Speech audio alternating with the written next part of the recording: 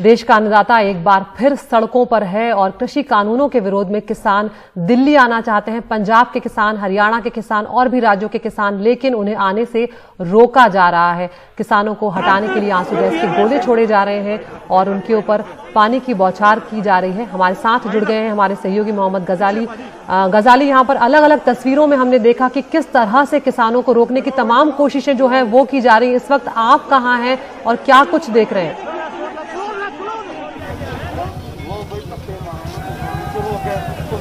इससे पहले मैं आपको बताऊं आदिति कि मैं पीछे था, यानी पटियाला की तरफ था, जहां आधे घंटे पहले मैं रिपोर्ट कर रहा था सुबह से।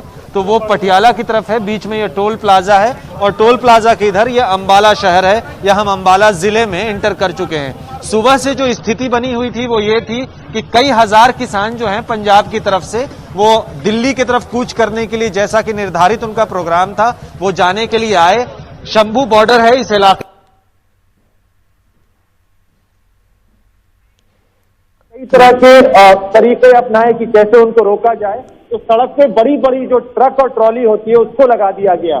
उसके बाद अब पंजाब के किसान फिर भी नहीं रुके, उन्होंने बैरिकेड तोड़ने की कोशिश की तो उनके ऊपर वाटर कैनन और आंसू गैस भी छोड़े गए। लेकिन हैरानगी की बात है कि मैंने पहली बार देखा है कि इस टेम्परेचर में, इस मौसम में पंजाब के किसान डटे रहे। और जिस तरह से कल हरियाणा में किसानों ने अंबाला, कुरुक्षेत्र और करनाल में पुलिस के वाटर कैनन को फेस करते हुए आगे बढ़ते रहे, तो आज पुलिस के वाटर कैनन को फेस करते हुए आगे बढ़ते रहे, तो आज पंजाब के भी किसान जो हैं बहुत देर वहां पर डटे रहे। और हरियाणा सरकार की तरफ से जो कहा गया था कि बहुत सख्त निगरानी की गई है, बहुत सख्त चौकसी की गई है, तो उन सब के बावजूद जो है किसान धीरे धीरे जो है वो अंबाला की तरफ आ रहे हैं। पुलिस की मौजूदगी है, आरएएफ की मौजूदगी थी, कई टीयर गैस शेल छोड़े गए, लेकिन धीरे धीरे करीब 8 से 9 हजार किसान जो हैं वो इस इलाके में हैं। और 8 से 9 हजार किसानों का एक बार पटियाला से अंबाला की तरफ आना मुमकिन नहीं है, तो अंबाला में आने के बाद भी आगे कई बैरिकेड्स हैं। जैसे मैं आपको दिखाना चाहूंगा कि इस वक्त जो आप देख रही हैं वो पटियाला का इलाका है जिधर से किसान आ रहे हैं। और दूसरी तरफ अंबाला के शहर में कई रिस्ट्रिक्शन लगाए गए हैं। तो फिलहाल कहने का मतलब ये है कि ये दिन भर ऑनगोइंग प्रोसेस है कि पीछे से किसान आते रहेंगे और इस इंटर स्टेट बॉर्डर से वो अंबाला के कुरुक्षेत्र और फिर करनाल और पानीपत होते हुए दिल्ली की तरफ कूच करने की कोशिश करेंगे। लेकिन हरियाणा सरकार ने क्या किया है कि हरियाणा सरकार ने हर जिले में कोई एक रुकावट नहीं रखी है। अगर किसान एक बैरिकेड गए हैं तो अभी अंबाला ही शहर में कई और बैरिकेड्स होंगे जो आगे जाने से किसानों को पता चलेगा। दूसरी चीज ये है कि अंबाला जो है हरियाणा के गृह मंत्री और सेहत मंत्री जो है अनिल विज, उनका शहर है, तो खासी सख्ती यहाँ पे भी रखी जाएगी।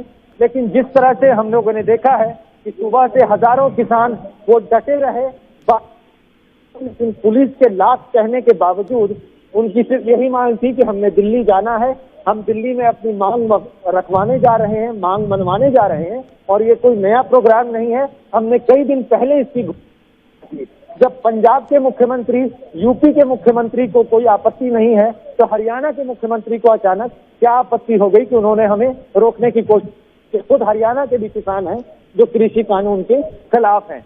फिलहाल पंजाब के मुख्यमंत्री का रिएक्शन ये आया है कि हमारे किसान 60 दिन से पंजाब कर रहे थे, तो वहां पे एक भी अब ये घटना नहीं हुई, किसी के ऊपर वायलेंस नहीं हुआ। तो खुद बीजेपी शासित राज्यों को ये सोचना चाहिए कि बातचीत करके ऐसे मसले को सुलझाएं। जी गजाली, यहाँ पर ये भी बात अहम हो जाती है कि हरियाणा में रविवार को मेवात में दुष्यंत चौटाला रैली करते हैं तब कोरोना की बात नहीं की जाती, लेकिन जब किसान सड़कों पर आते हैं तो कोरोना का हवाला दिया जाता है, महामारी का हवाला दिया जाता है। किस तरह से अगर किसान इकट्ठे होंगे तो महामारी फैलेगी।